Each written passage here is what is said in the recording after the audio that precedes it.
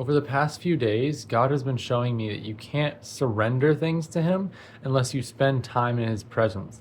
And so many times I would know that God is the truth. I trust in Jesus, and yet I wouldn't spend time with Him. I wouldn't spend time in His presence. And so then when I had so many worries stacked on my heart, worries about school and people and finances and people's salvation and the way that things are going in so many areas, I would say, God, take this from me. And I might even be listening to worship music or having read the Bible that day as a chore, but I wasn't spending time with the person of God.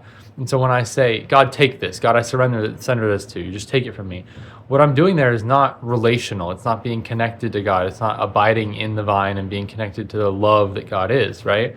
Instead, what I'm doing there is I'm treating God like a genie in a bottle. Even though I know that God's more powerful and that He made me, I'm not acting like that's true. I'm not taking that time to be with Him. Instead, I'm treating Him like a genie in a bottle, asking Him to grant my wishes and just take this from me. I don't want any relationship. I want you to do this for me. Instead, that's not how it should be. We should practice the presence of God. And by doing that is the only way, practicing the presence of God is the only way you'll be able to actually surrender those things. The only way you'll be able to actionably give them up and have them replaced with God's love in your life.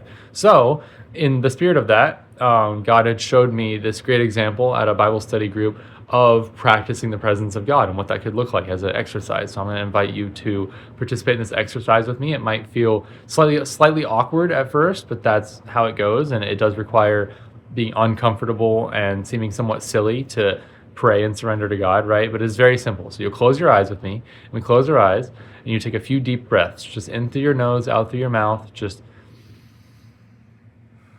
like literally like 3 or 5 deep breaths, and just be present.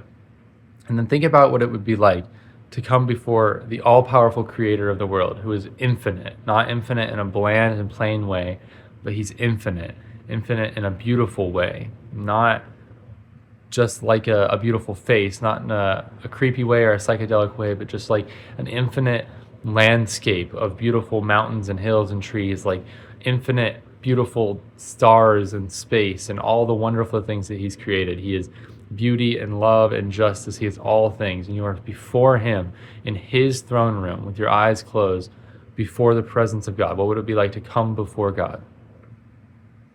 And you're there, and you think, and you ask God, what do you have to say to me? What do you want to say to me? What do you want to speak into my life? What would God say there?